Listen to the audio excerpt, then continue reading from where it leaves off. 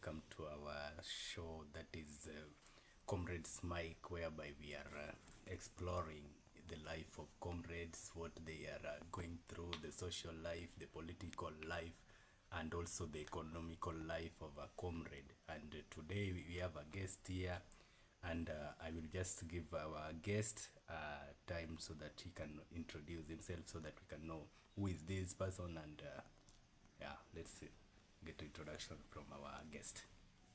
Well, thank you, Meshak. I'm Obade Daniel Valentine.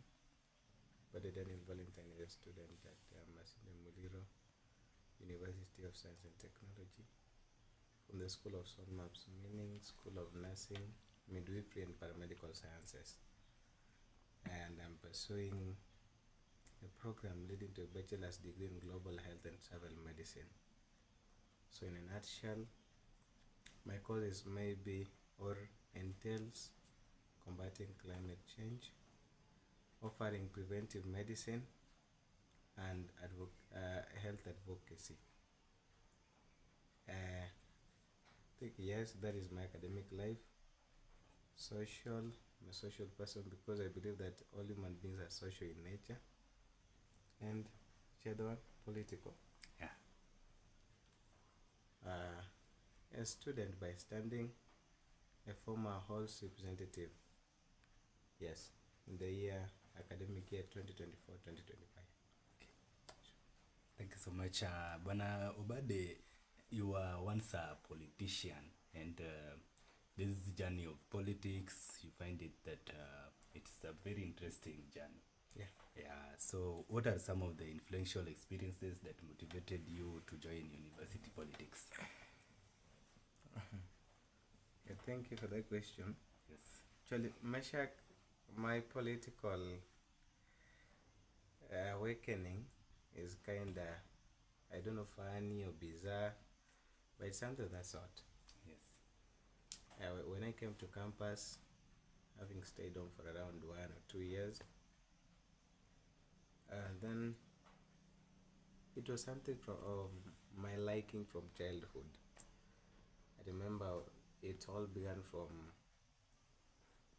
high school, but then the terms there were not so favorable because it was leadership by nomination.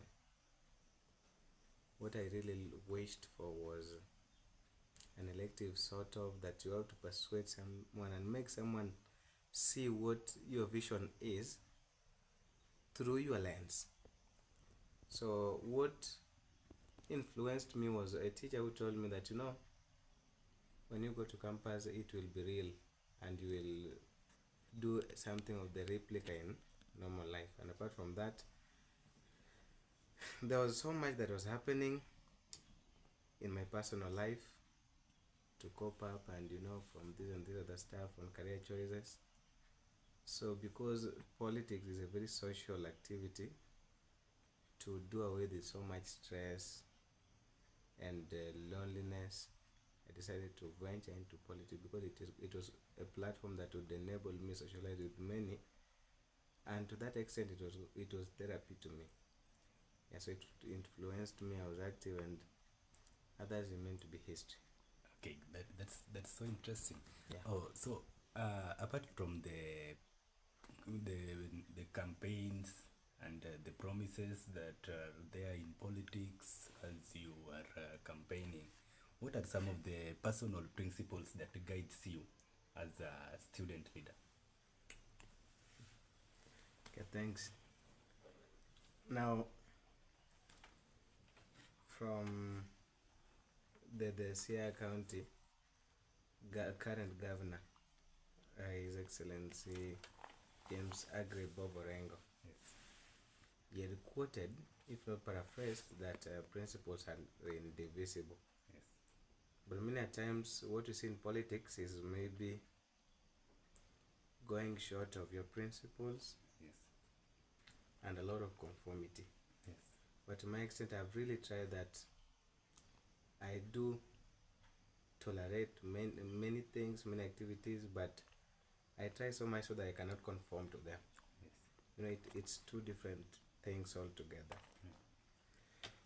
if you look at the aspect of life, maybe social, spiritual, economical, if you're in politics, because it is a stepping stone to leadership, you'll have to spend.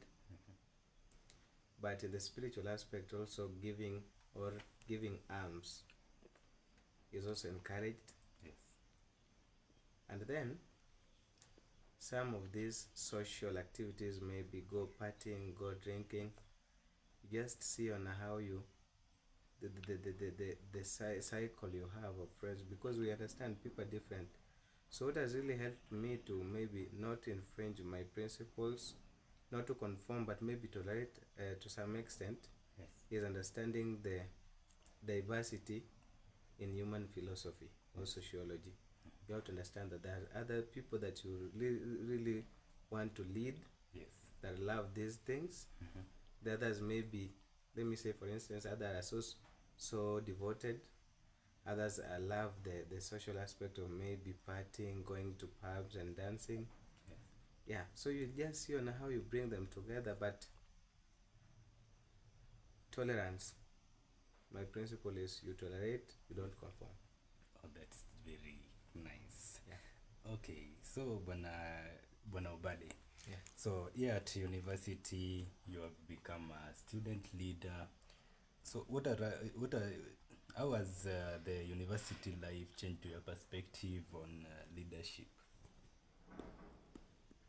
A great deal. Yes.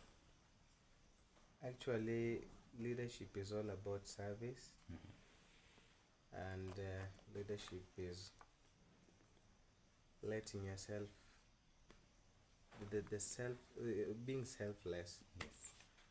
Yeah, for those that remember, it was a very funny deal how I ventured into politics and how I assumed the leadership role or mantle. Yes. Is two different things. So sometimes I really feel that I owe so much to the electorate, the friends that supported me. Yeah, I had got so many people that the vision that we had and the vision that we carried is good if we is born and seen, because the leadership we've seen has also helped change my perception of how things really are. Yes.